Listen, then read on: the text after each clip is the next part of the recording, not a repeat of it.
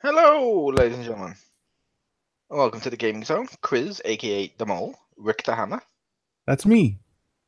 and together we're here to give our thoughts and opinions on the Nintendo E3. Check the channel, we've done Microsoft, we've done Sony. You can go check them, and later on today's third party, boom. And Watch them all. yep. And I will start, and the one I was going to go with first is Super Mario Party. Because that looks fucking awesome. I love the fact if I'm playing with someone, and I know both of our kids and my brother and stuff are all planning to buy this one game, you can hook them all up and make a board and do it sideways with different views, place it down and play it that way. And I'm like, oh, that's actually really cool. It's a cool way of playing Mario Party, and it looked fun. And they're all actually going across the board this time. They're not stuck on a train like the last one, which defeats the whole purpose of rolling the dice. If you're all next to each other, it defeats the purpose. I'm sorry, you're meant to be going around like a board. And it's got online, so you can play each other on mini games. Unfortunately, you can't play each other on a board game. But hopefully this is a tester, so the next one will. Mm. I don't know, but That was the one where you could if you had two switches, you could put them next to each other and it would go across both, right? yeah. I Yeah, thought that looked kind that of thought neat. looked cool. It looked like those toys, if you remember, years ago that used to connect together and make one game. Yeah. I used to like them. But yeah, I thought that was cool. My only problem with that, slight negative one for the Switch one, is what's going to happen if you play the way I normally do docked? Is it just going to remain the same? Probably.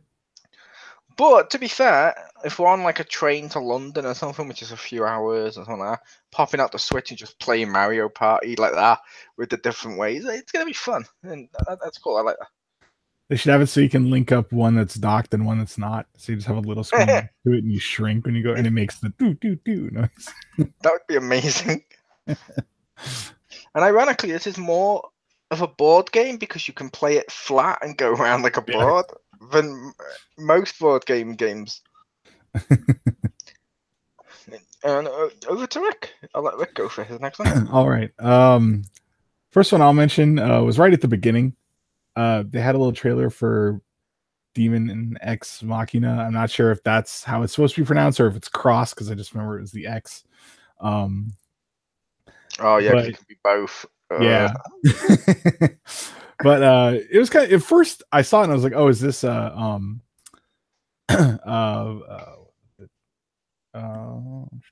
Armored Core? Because the mech designs look so much like Armored Core. I'm just like, oh, this is Armored Core. And then it looked like it was slightly more Devil May Cry-ish action, and I was like, oh, maybe not. And then they had the title, and I'm like, are they gonna be sued by Armored Core? Because that looks so much like it. But it says it was made by Marvelous, people that make Senran Kagura and stuff. So they have a track record of making some decent action games. So I'm hoping it's toward that end of it and not like some of theirs. But definitely one I'm interested in. I mean, if you want to get my attention, of course, having mechs battle each other in Mortal Kombat, I'm definitely more interested than I would have normally been. Yeah, when I saw that, like we were talking yesterday, it looked very Zone of Enders to me, which I Yeah. fucking love Zone of Enders. I really loved Zone of Enders. Unfortunately, I didn't play the second one, but I loved that, and I saw it run. I saw like the shit ready to run with the blades. I'm like, oh, I want. What is this? Oh, ironically, for me personally, I didn't think it was the game it was announced as. Because I seem to remember there was some sort of someone mentioned there was a mech or something in Xenoblade, and I hadn't paid too much attention to those games because I missed the first one on Wii and just haven't gone back to it. And was like, "Oh, is this the new Xenoblade? Oh, cool. Maybe it's got the first one linked to it, like Bayonetta did. I can play that." Right, and that's a completely different game. I'm like, "Ooh, brand new game. I want it." It looked cool. But yeah, that looked cool.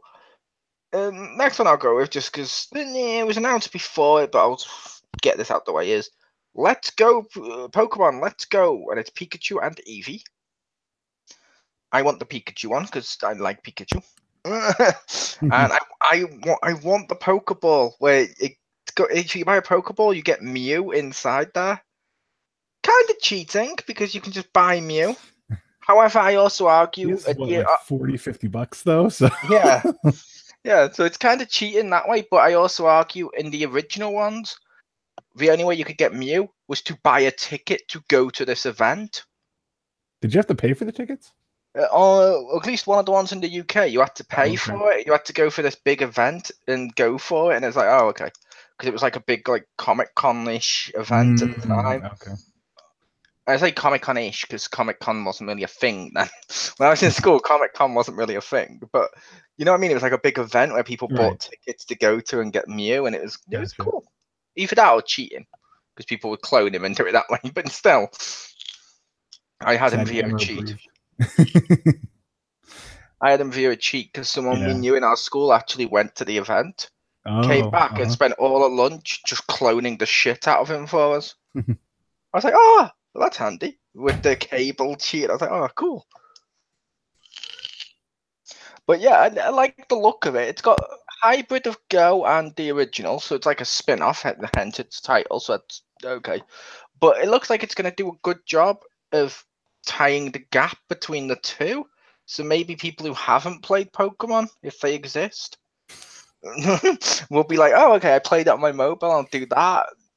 Okay, but for what it is, I'm like, yeah, it looks like a fun little game. I can see kids and a lot of people getting into it.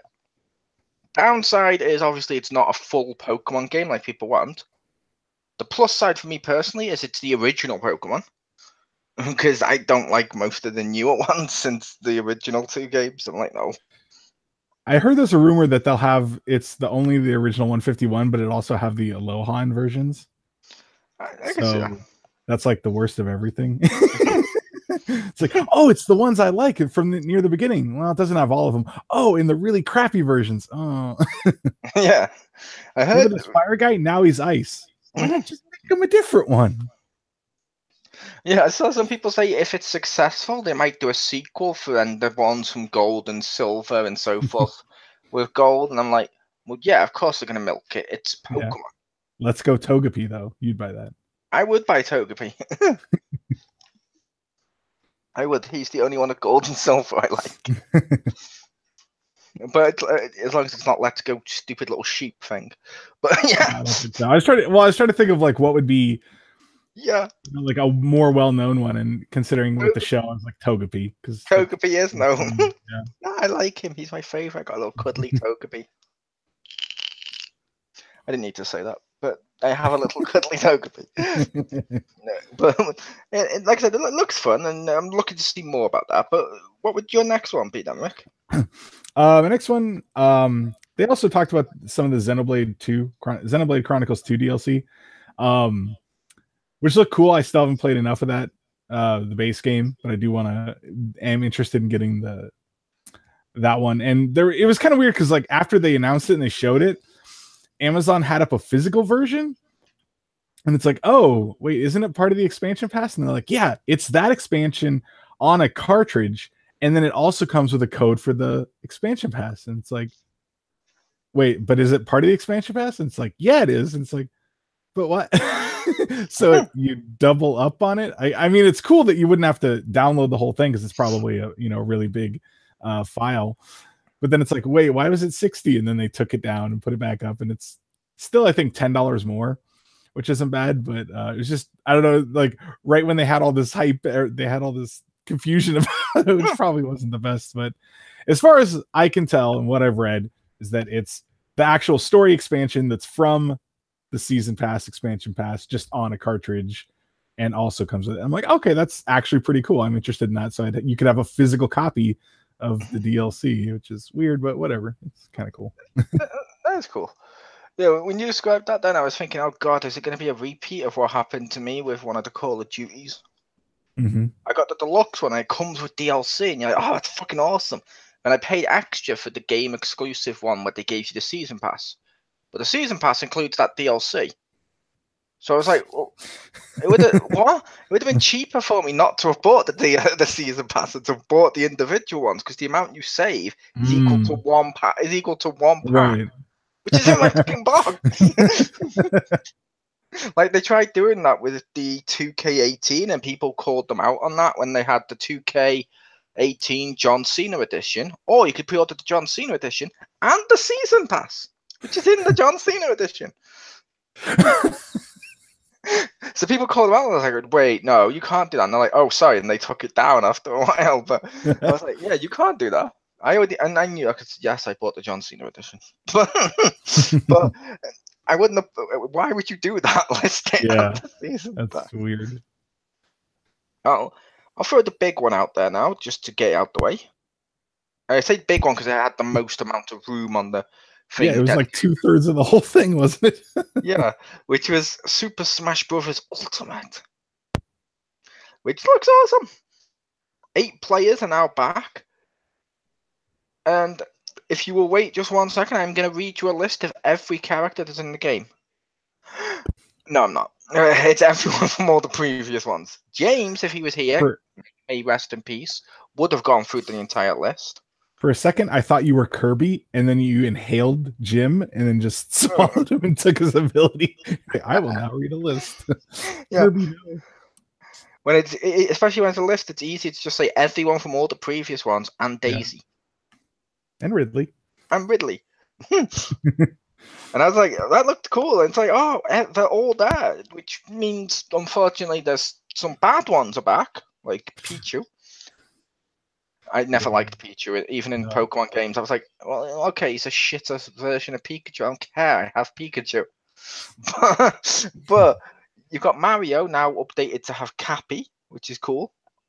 I argue that should have been a move where he throws Cappy on someone to possess them temporarily or something. But I can see why they wouldn't want to do that. Link's been updated to be Breath of the Wild and stuff. And that's first Link, not Young Link or Toon Link, because there's 3 Links. Which now means you can actually have a freeway find out which one is the weakest Link. Weakest Link. It's a great for Game & Watch. Yeah, I like for Game & Watch. They're like, he looks more accurate. I'm like, so he looks more 2D. So you have a more powerful system that can make him look worse. Wait, he looks lower res than ever before. Yeah, apparently people have been requesting that. I was like, okay, it's like the Wii Fit trainer. Due to people's request, we've changed her face. And I'm like, so she doesn't look like Wii Fit trainer. The previous one looked like the Wii Fit trainer. This has a face. It's creepier when she has a face. Well, like, aren't they usually like this big on the screen? Like, I don't know how you'd even see their face that often, except maybe on the character select screen. Yeah, character select screen or the slow motion when it zooms in when you're going during the part. But even then, you're normally stuck like it's you're in the middle of an attack. Or like Donkey Kong's eyes bulging out or something. Yeah. And that's something which is cool, which you just touched on with Donkey Kong. New face animations for a load of characters where they actually seem to respond more to different stuff, which is cool as fuck. But at the same time, like you said, you don't see the faces that much. Yeah. You might do maybe on a TV and one-on-one because the camera might go closer, but it's not often. However, it's still cool, I suppose. I do like the new stage or the new item where it zooms in to watch them perform, which makes it so much easier to knock people off. I'm like, oh, it's so cool. I like that you can beat up the assist trophies, but I'm not sure I like that you get a point for it. Like, and it's like, oh, and you can't hit all of them. And then they intentionally show the Nintendog one. And I'm like, you mean the one that everyone would want to hit it to get it the fuck off the screen? Like, no, you can't hit this one. It's still obnoxious. And it's like, thanks. If Peter is watching, we do not condone the actions of Richter Hammer. Do not hit a dog. A virtual dog? It's Peter. They literally made a game about Pokemon at one point. If you remember. Peter were weird. So if you ever play Mole in Smash Brothers, pick Fox, and he can't. He'll be like, no, I can't do this. Exactly. That's how this works. Yeah, no, the Nintendo. That's his final Smash. He summons PETA. Yes, I need to do that. And then when I die, I can summon Miles. Boom. That's a super. Actually, that one is topical. I'll give me that. But yeah, Smash Bros. You had a lot of the stuff like that. When they showed the non-game footage part, which was annoying because I hoped it was Subspace Embassy. But you got all the people. I just want to know what the single player's like, and they've updated Sonic and Pac-Man's finishing moves, and they've updated some of the other stuff, and I'm curious, if that makes sense, to see where how that goes. I like Mario has the different outfits, and there's now new Echo Fighters. Like Daisy is an Echo Fighter of Peach, which makes sense due to the fact wasn't one of Peach's alternatives a Daisy outfit basically? I think so, color wise. I always remember the all white one because everyone would pick that. Oh, that one, they'll just make it Wedding Peach from Odyssey, won't they? They should do, yeah, and it would be awesome. Mario have his little tuxedo. And like when you used to do it with the costumes, it used to be like before he was introduced, Mario used to have Wario colors at one point. Yeah, but now Wario's introduced and gets a cool, that ultimate looked fun when he's a wrestler, like beating the shit out of him. I was like, oh, that looks fun. I imagine the Echo Fighters is so they can keep the character selection screen from just being the entire screen, just squares of everyone. Like, oh, where's Lucina? Just go to Martha. Oh, okay, there we go. Well, like you mentioned, yes, they should have some of the ones that aren't Echo Fighters should be like Dr. Mario, or you mentioned the other Links, maybe one or maybe Young Link, because he seems. Yeah, I'm trying to remember. They had some differences, but I'm not sure because they said with Daisy that her stuff behaves differently, but I don't know how different it is. Oh, from what they said when they showed off, it's the same moves, but she reacts differently as she does them. Like when Peach holds Toad there, she's happy to watch him die. Daisy shows remorse. Oh, is that what they meant? Okay. And at least on the clip, I might be completely off by that, but it looks like it's the same. They just like reanimated the stuff. Gotcha. Well, was there any other ones for you, Rick? Yeah, last one I had was more the after stuff, like the treehouse. They apparently discussed it, but they had some stuff from Octopath Traveler. It comes out in like a month. Yeah, that looks cool. But yeah, they had a trailer. It shows all the characters, which is nice, and a demo. Oh, I guess they mentioned the demo. Just released a demo that's like the first chapter, and so you can pick any of the 8 characters. What I was talking to a buddy of mine, and he was saying that it's like basically a 3-hour demo. So it's like you can do whatever during that time. Just after 3 hours, then you can't play it anymore, and that save carries over to the full version. But it was kind of cool because they on the treehouse they went through a couple battles and discussed 2 of the new characters with their actions. There's because the way it is, there's 8 characters, and there's each one has a special action they can perform either on the maps, like in towns or whatever. And there's basically 4 different ones, and then so there's like a lawful version for 4 of the characters, and then like a chaos version, I think they call it, for the other ones. Nice. So like the priest, she can like recruit somebody to help her in battle, and then the dancer, she like can seduce someone to help her in battle. So it's like different, and one is like, oh, nicer, let's go, and the other one's like, hey, big boy, so it's like these are the 2 different ones. And I think the merchant, she can like, she gets money she just gets it by walking around, where the thief will steal from people. Nice. Is that the Square Enix game? Yes. I thought it was. In my head, whenever they say the title, it's just a bad thing. It might be bad just for me. I always get confused with Octodad, and I'm like, no, because the way you're describing, like, that's not Octodad. Yeah. I'm like, is this the Square Enix one? Was it Square Enix that made it?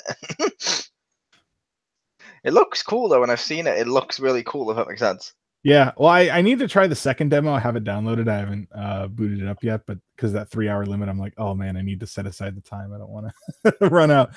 But that first demo was really good, so I'm looking forward to that. How about Monday night? I'm sure there's nothing for 3 hours on Monday night you'd be watching. No, I don't think so. That's the dickish thing. That's the time to set aside. There you go.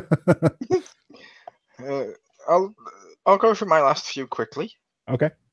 One, because I've never got into the series, but I always want to. and I kind of liked the one by the people who do Dynasty Warriors and stuff.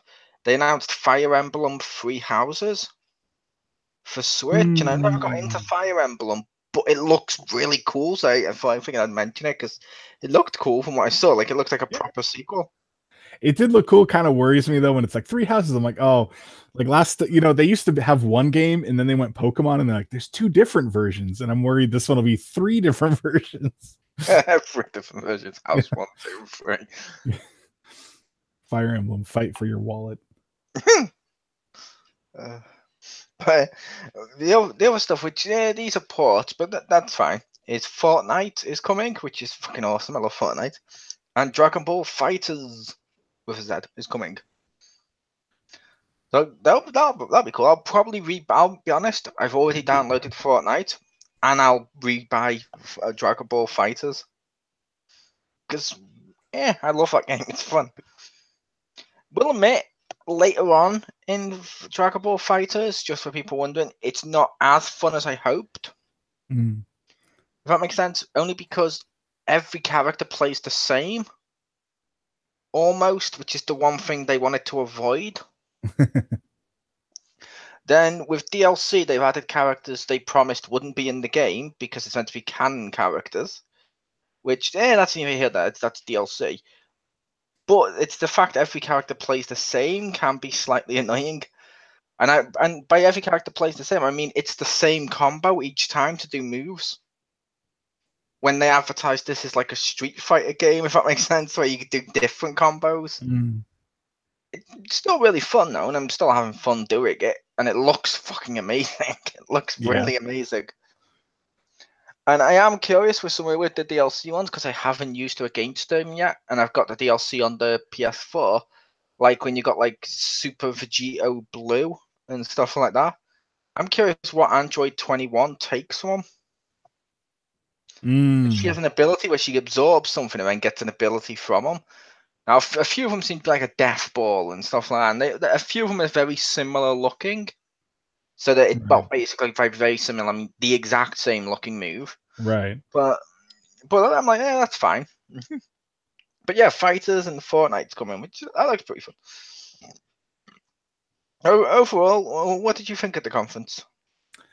And Treehouse, because you mentioned that included.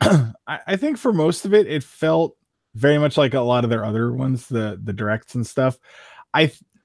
I feel like they this is not going to make people I know there are people that are just going to hate this idea. I wish that they didn't focus so much on Smash, or if they did, they made it longer, because I felt like they didn't show a whole lot of different things. It was like little bit, and then this whole chunk devoted to Smash. So if you weren't super interested in it, didn't feel as encompassing, for something like, if it were a direct, like an actual just normal direct, it was perfect. That's how they usually are. But it feels like an E3 one. You want to show more, to kind of give people a general sense of a lot of other things, where it felt like for an E3 one, it went a little too much into Smash Brothers, where it went like not very little into anything else except for all their after stuff that is almost too long. Like the Treehouse stuff, I only look at clips because I think it's like several hours, and even the ones I'm interested in, I'm like, all right, get to the stuff that Yeah, I completely understand that, because obviously if you're not interested in Smash Brothers, it would be that way.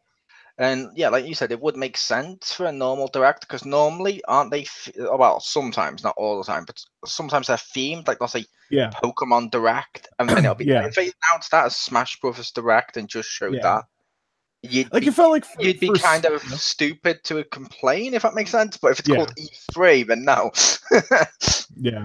Like when they went through all the changes of the characters, that was cool, but it feels like that would have been better as a direct, rather than, like, we're going to spend 10 minutes of this presentation where a lot of people are watching to go through stuff that most people aren't going to care a whole lot about, or just be like, oh, okay, that's okay. Just forget it completely. Yeah, I could see that. For me personally, with the direct, I liked how it was structured, similar to their other E3s. Although they mixed it up a little bit, like at the beginning we had, for lack of a better term, more obscure games. Mm-hmm. But that's because they know you're going to stick around. Yeah. If they left them till the end, people would Yeah. probably tune out sooner, I feel, and I don't mean that as a negative. I just feel that would happen. Yeah, if it was after Smash, people would be like, "Oh, I saw Smash. There's 5 minutes left. That's okay." Click. Yeah, people would do that, unfortunately, Yeah. which is bad. But doing that first, it makes sense. They showed a load of third-party support coming and stuff, which is cool, which is one of the things people always want to see. Then they were suddenly like, boom, a new Mario Party. And you're like, whoa, that's cool. I like Mario Party. I didn't expect that to be announced at E3. That's cool.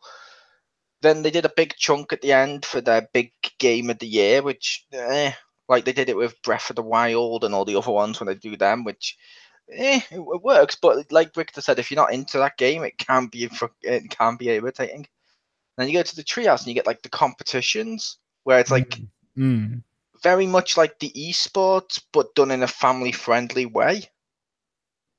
Like if you go to watch some of the esport matches, as bad as some of them are, or as good as some of them are, if you go to watch like the high-profile ones, they're normally really so hardcore and something, Right. and they take it so it's off-putting, if that makes sense.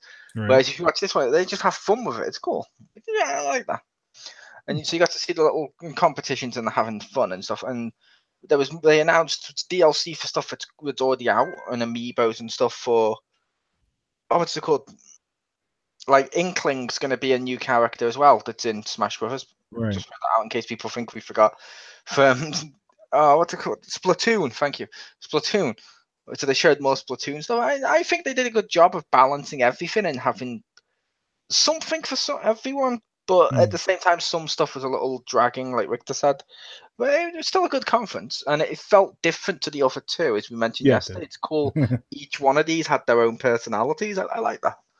Which then means it just comes down to the individual, which one you like more. There'll still be people going, "Oh my god, such and such won E3." And it's like, you can't win E3. It's not something to physically own. And if anything, the ones that lost E3 this year, I feel might be gamers. Because a lot of games this year were basically, we're going to do Fortnite, but not actually be Fortnite. We're just going to do a battle royale in our mode. Which you're like, oh, okay. And more on this in the next video. The Bethesda one. Almost as bad as actually, no, probably worse than the Square Enix one, only because everything they announced in there was designed to trend. Like, oh my god, a new Elder Scrolls game, a new this, but then they're like, coming sometime in 3 or 4 years, we don't really know.